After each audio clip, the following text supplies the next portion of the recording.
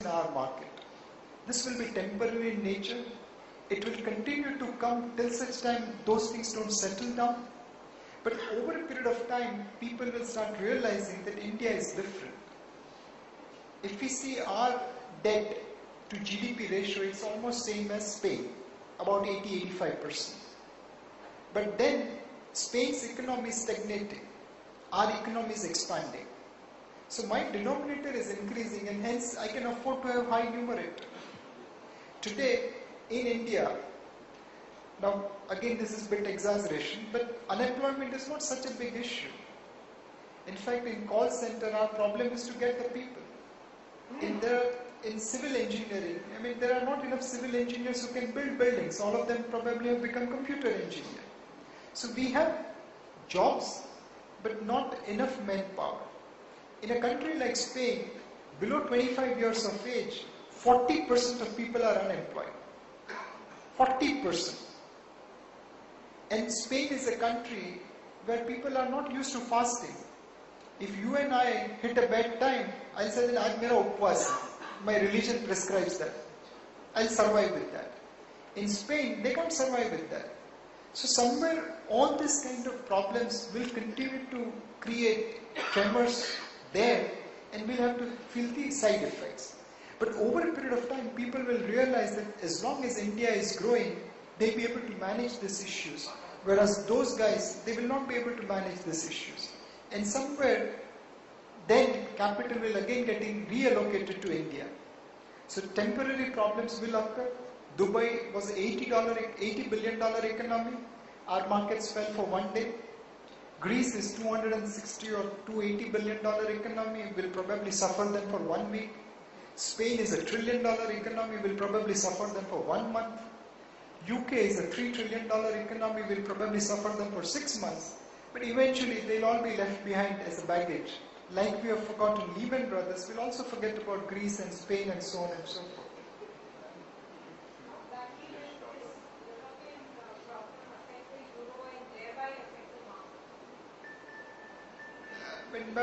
We are now going into possibilities.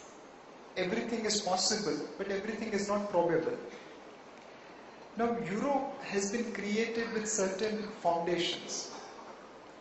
But then, can a marriage be created without love? Similarly, can a currency be created without political affiliation?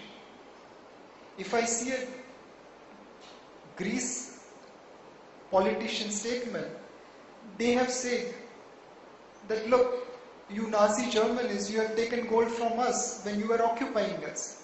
So you first please return that gold and then we'll talk about Euro. Now if this kind of statements are exchanged between them, will Germany go and bail out Greece? We don't know.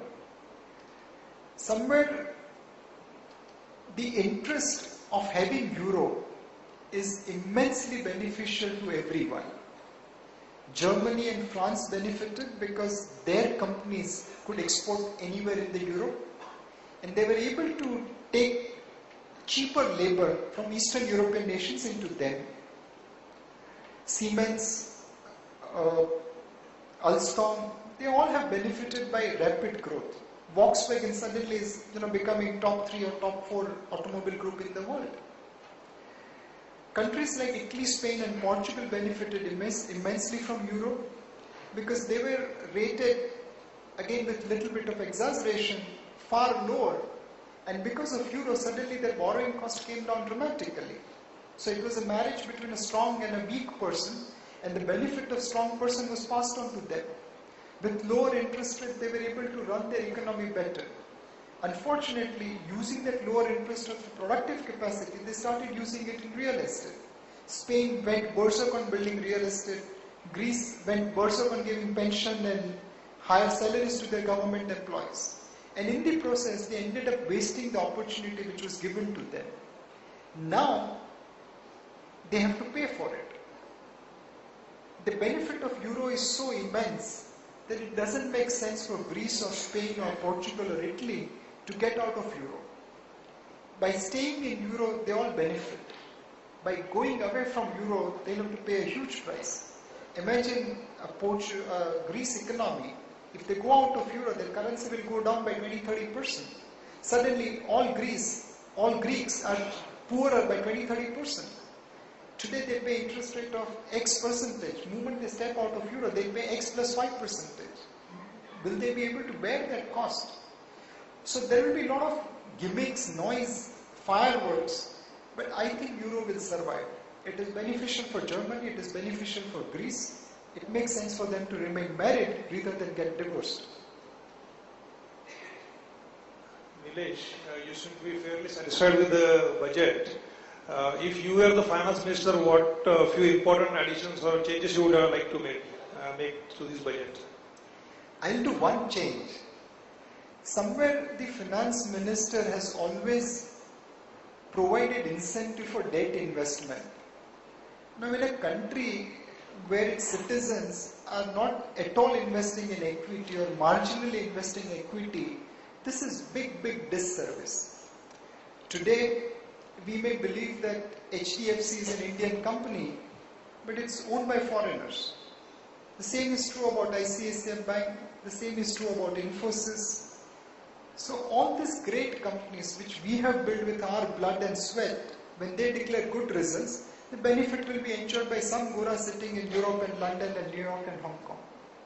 Why is this happening? Because finance ministry in their budget has always provided tax incentives for debt investment. Very little incentives are provided for equity investment. So now when they have introduced 20,000 rupees limit for infrastructure bond, I will definitely make it open for infrastructure funds so that people can participate in 20-30% return possibilities rather than 8% return possibility. So this is one thing I will do from the selfish viewpoint of mutual fund. Other than that, I think in the budget pretty much whatever can be done has been done. It's not perfect, but within the limitations it is quite good. Now what needs to be done is outside of budget. We have never ever done divestment beyond 15 to 20,000 crore in a year. And that was done when we had a dedicated minister like Arun Shourie. Now this year our target is 25,000 crore and it all depends upon what happens to NMDC issue. In the current pricing, I don't think so NMDC issue will sail through smoothly. But next year we are aiming even higher, 40,000 crore. Now that will require execution. In budget you have given intent which is very nice, but you will have to go and execute. So 40,000 crore divestment will require some speed work on the parts of government. Will they be able to do it? 3G auction, they were supposed to happen last year. There is a tremendous tariff war which is going among telecom companies and government is kind of watching it. A bleeding telecom industry, will they be able to pay 36,000 crore for 3G license? Do we have infrastructure which can roll out 3G license? Do we have consumers which can support 36,000 crore worth of license fee?